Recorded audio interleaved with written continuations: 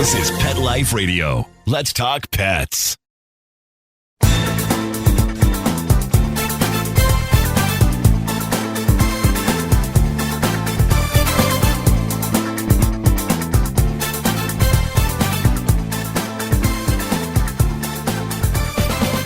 Hi everybody, Cheryl from Unleashed. Today I want to welcome my very special guest, Art Twain, real name.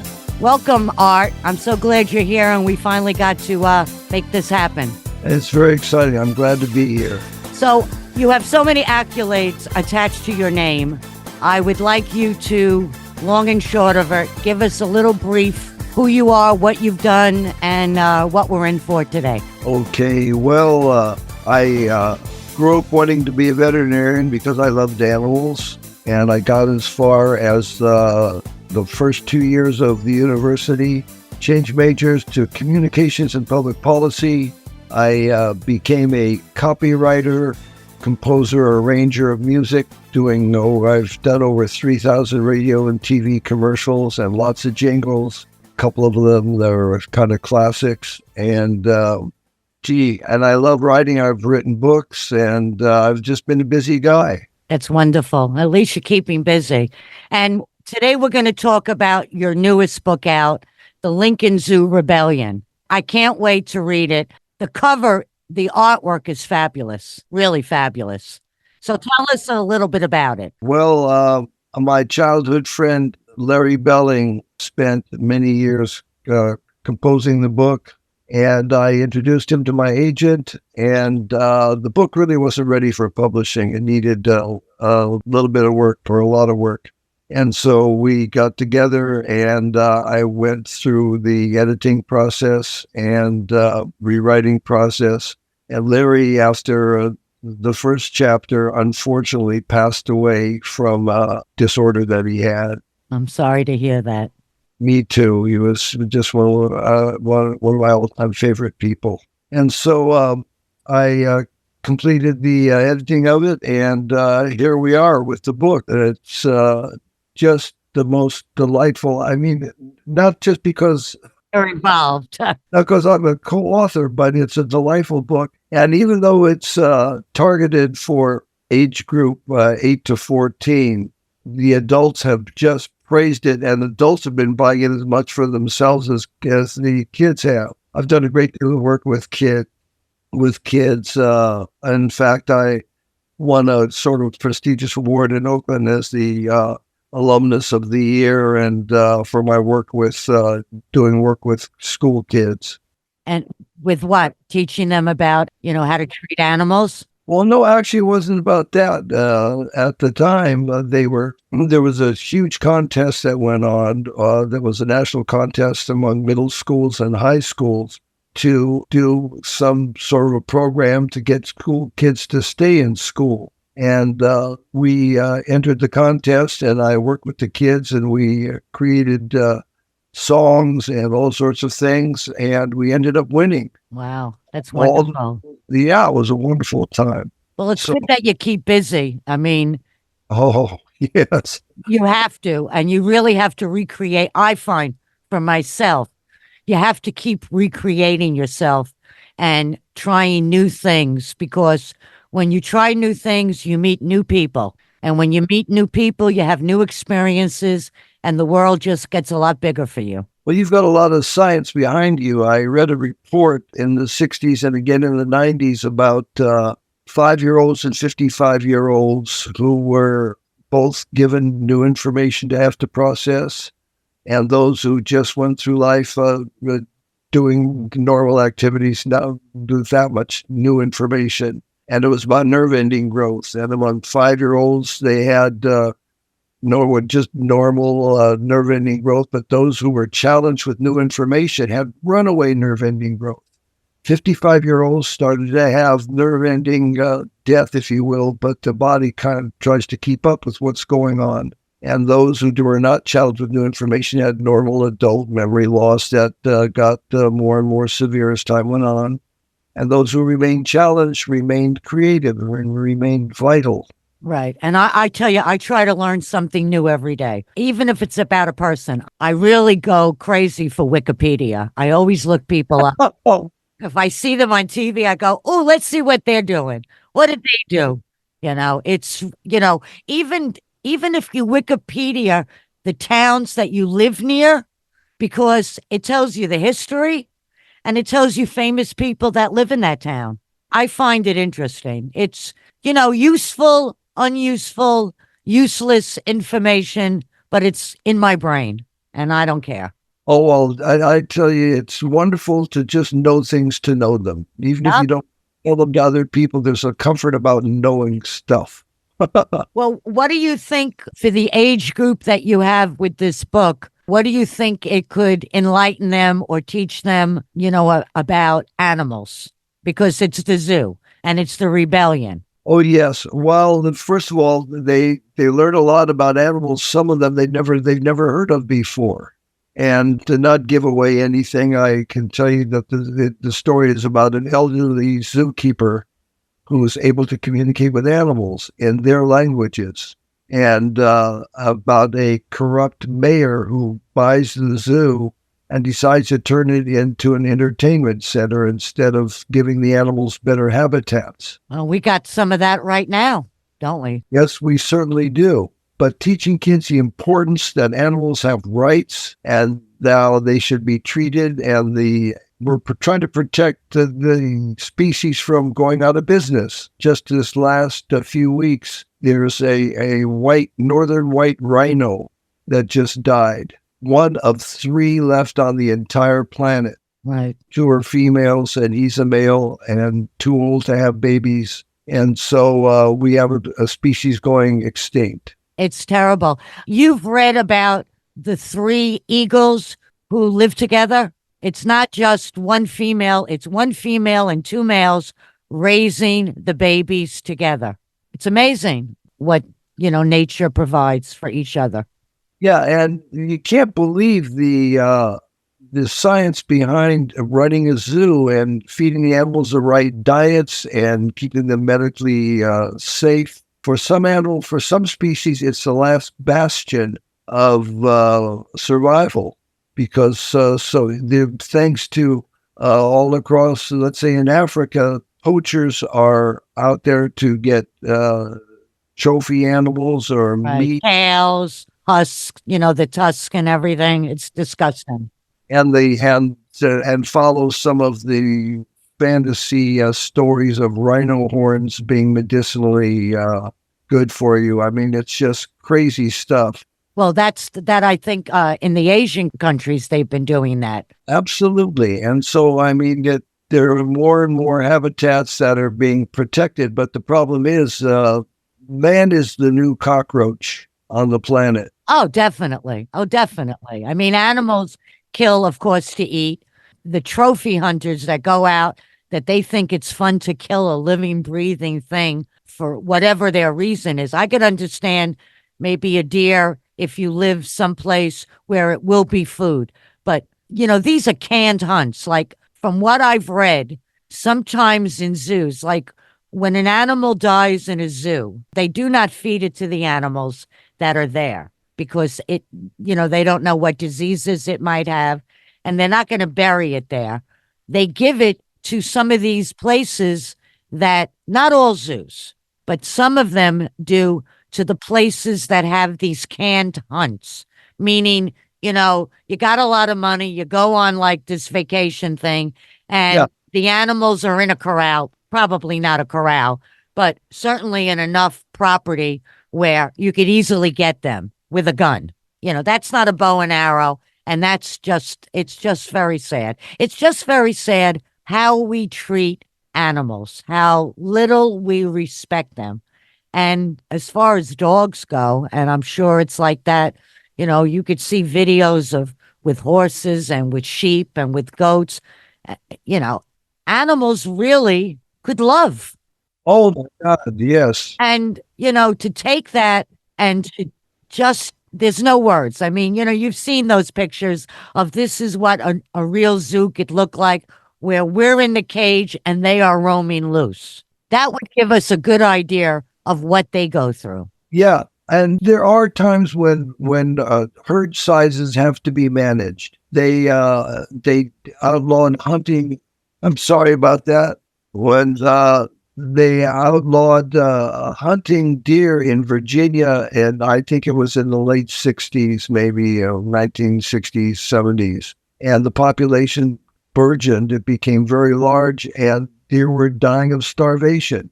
So they had to reinstall the hunting so that they could manage the size of the herds to make sure that they could survive. Why couldn't they just give them birth control? Oh boy, that's a big political conversation, isn't it? Well, why not? Look what they did to the wolves. And now, not to get into the graphics, but about a month ago, this guy tortured a wolf. For what? People like that are just not like people like you and I. Somebody that would torture or be cruel to an animal is a cruel person, no matter where they are or who they're with. That's cruelty is learned. You don't just wake up like in hate and be cruel. That's learned.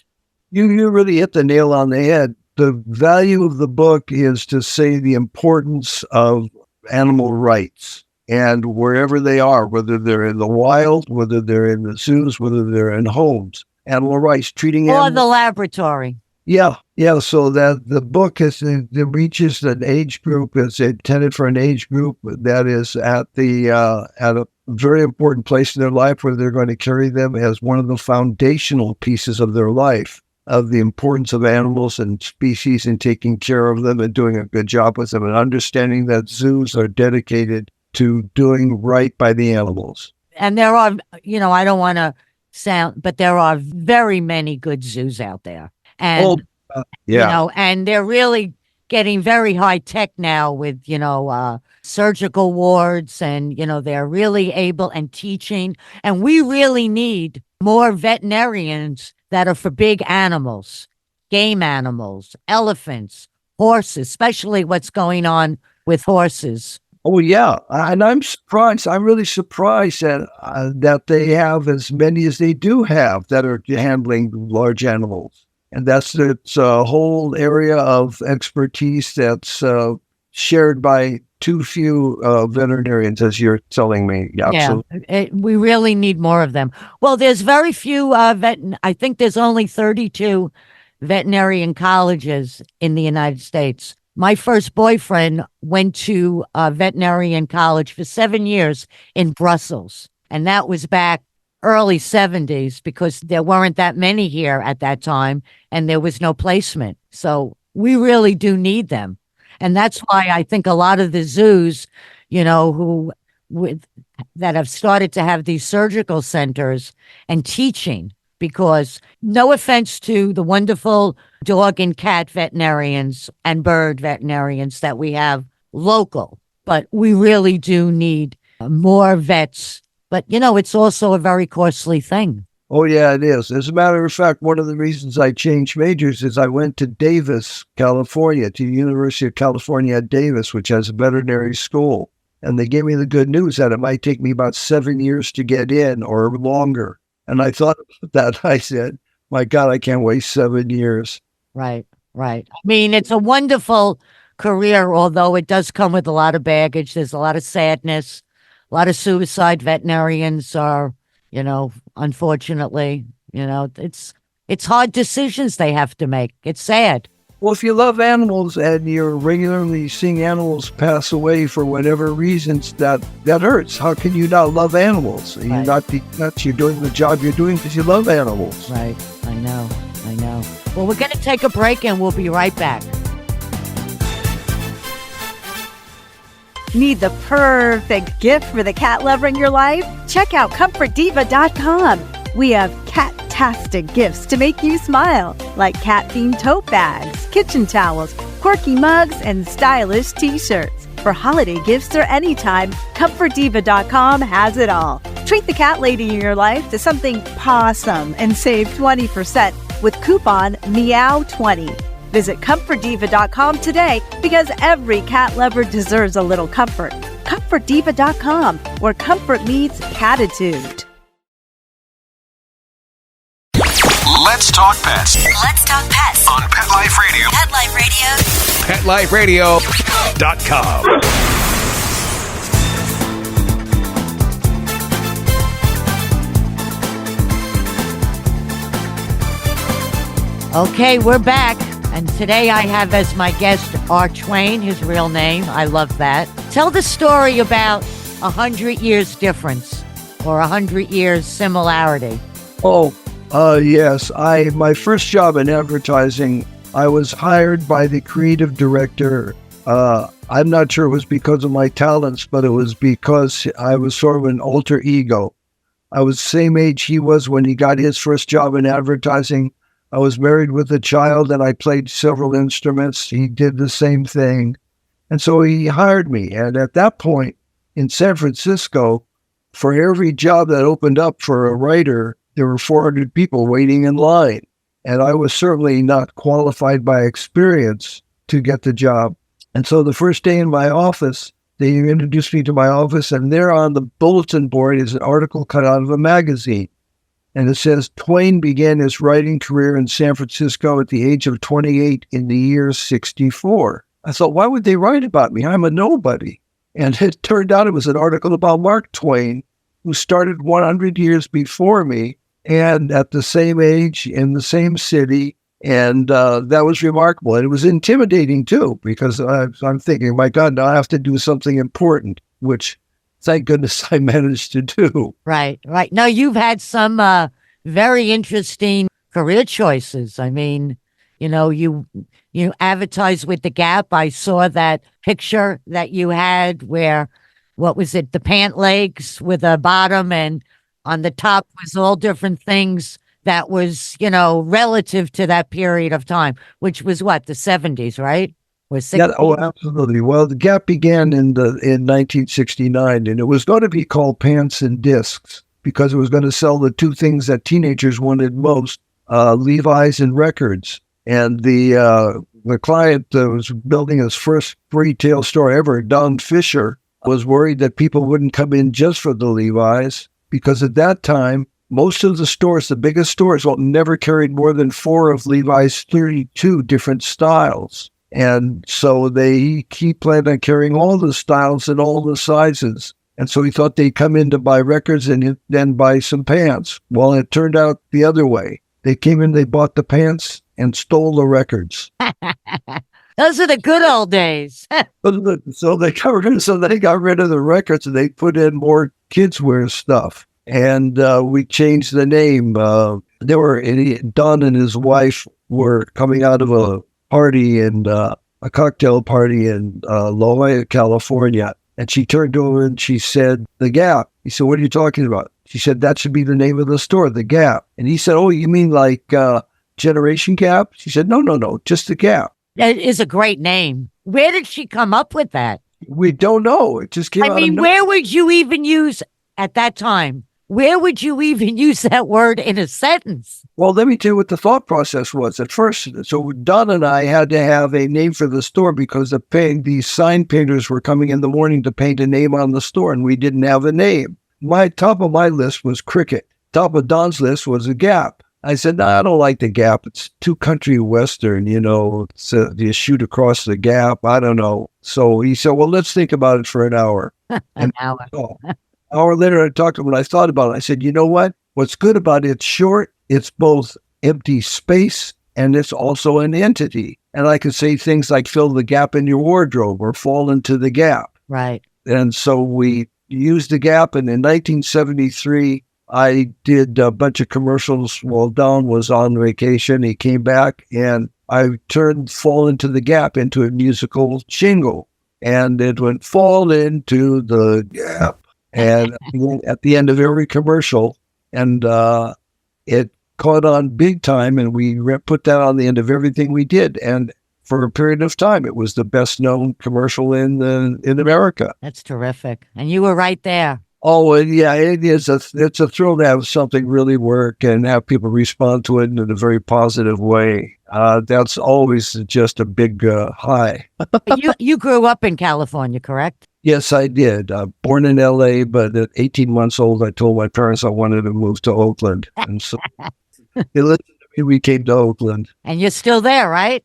I'm still here. Yeah, I'm boringly in the same city and in the same house since 1968. Really? So, yeah, and my kids are around me, so that's the best thing. Wonderful. How many children do you have? 3 kids, 2 living, 1 passed away in 2018. I'm sorry. Thank you so much. And they're exceptional, of course. Of course. And somebody once wrote, each child born is more beautiful than the last. And I think that's the case. And they're very creative. Are you a grandfather? Yes, indeed. Each one of them managed to squeeze out 1 grandchild for me. Okay, that's wonderful. We live with it. So I've got 2 granddaughters and 1 grandson. That's great. I want to ask you, talk to us about Logan. Logan, my niece went to a place where a guy raised wolves and he crossed them with Malamutes. Wow. And he got Logan the wolf. He was 3/4 wolf and 1/4 Malamute. I saw the picture, absolutely huge. He's a 6-footer with giant paws. You can't believe wolves use their paws a lot. And he's just a classic looking wolf, but he's fluffier than a normal wolf, because he's the Malamute mix. And his disposition was sensational. He's no longer with us, but he had the sweetest disposition. But my niece's friend got the sister of Logan, who was half the size and twice as ornery. And she had the bad side of the wolf's disposition. Yeah, because wolves mate for life, and they take care of their aging parents. And a Malamute, they use them for like Secret Service or, working dogs. They are amazing. That's strong personalities. My niece was advised by a veterinarian and animal behaviorist that they built a large doghouse with a large flat roof that he could stand on. Get on the roof with him and force him off the roof with your niece. Just push him off. He needs to know you're the boss. Yeah. There needs to be no doubt. And he was one, and he actually smiled. And I have, people say, did my dog smile? You say, did he really smile? Is it just a reflex? Oh, they really smile. They can really smile. He smiled like the Cheshire Cat. He had the biggest one. When he'd see me, he loved me, thank goodness. And he'd give me a big smile, and then one of those big paws would come out and he'd want to play. Now, is the rebellion out now? Rebellion is out. Yes, it's doing quite well. People are loving it. It's got to be the best gift you can give to a child. Absolutely, no doubt about it. I have a book club, and I'm going to put it on the book club. Oh, that's so great. And you're doing a good deed for animals, too. We're giving a portion of all the money made on the book to animal agencies that are involved in the saving and flourishing of animals. That's wonderful. Yeah, that's good. I like to do stuff like that, to help the animals. And, a lot of people, and, my listeners should know, you should check in your area. There are a lot of organizations in certain towns, in certain states, especially for the elderly. If you need an operation and, you're a single person with a pet, there are people that will foster your pet. And if you have problems feeding your pet, providing food, there are agencies out there that will help you with that. And people should know that. And even beyond that, I have to say animals are some of the best medicine for elders. Tilly McGee she's my health plan. That's great. She's a work in progress, but I love it. I commit my day to her. I have a life in between what needs to happen with her. And the one thing with her is routine. She knows what time it is. She doesn't care if you turn the clocks ahead or back. She knows what time it is, and you do not argue with that. Well, to be the recipient of unrequited love is wonderful, a magnificent thing. Just because I am. How about that? Yeah, and I challenge everyone to return as much love back to your animal, because they are giving you all of their love. Even cats, who, because they're not pack hunters, they're very independent, but even they are. Oh, I had cats for 30 years. When my last cat, I had to put her down at 19. And I planned on getting a Tilly. It was a different relationship, but I had a Maine Coon that, they're like dogs, but, Oh, but they're, gorgeous. yeah, they're beautiful animals. But, I just got tired of that type. I don't want to say tired because I loved my cats, Yeah. but I was raised with dogs. And, then when you're single, even though I'm single now, but when you're single, it's a lot easier to have cats. You have one cat, two cats, then you got three cats.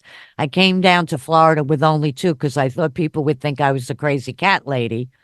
So my friend took my other cat, but I planned on Tilly. I didn't plan on her size. Not that she's that big, but I always had big dogs. I had a tricolor collie and a standard poodle, but she's strong.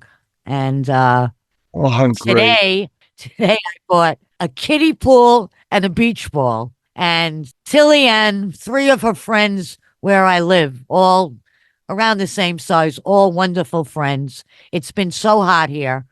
We're going to fill up the pool and let them splash around and then give them a bath and let them play with the beach ball and, amuse ourselves and tire them out. I didn't have plans to have cats, but we ended up adopting cats that needed adopting. Yeah, they're the best. They really are wonderful. And, it's not like even some people I've read stories with their dog seems to like a cat, and then they go out and they get their dog a cat or kitten. Oh, I think that's first. I love the odd couples among animals. Oh, yeah. Oh, it's wonderful. I mean, there's all these stories from the shelters of these two dogs, one big, one tiny, that bond, and they refuse to be adopted unless they're adopted together. And they just become friends, and I think it's wonderful. And they pick you. Yes, I went there and I saw Tilly at a shelter. I had never been to a shelter before.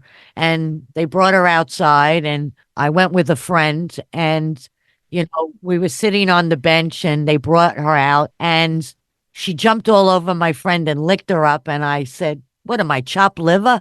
And she put back her hat and she jumped all over me. And that was love. I knew it. She's got my humor. She has a sense of humor. I think that's hilarious. That's just wonderful. And the Maine Coon is the second largest breed of cat.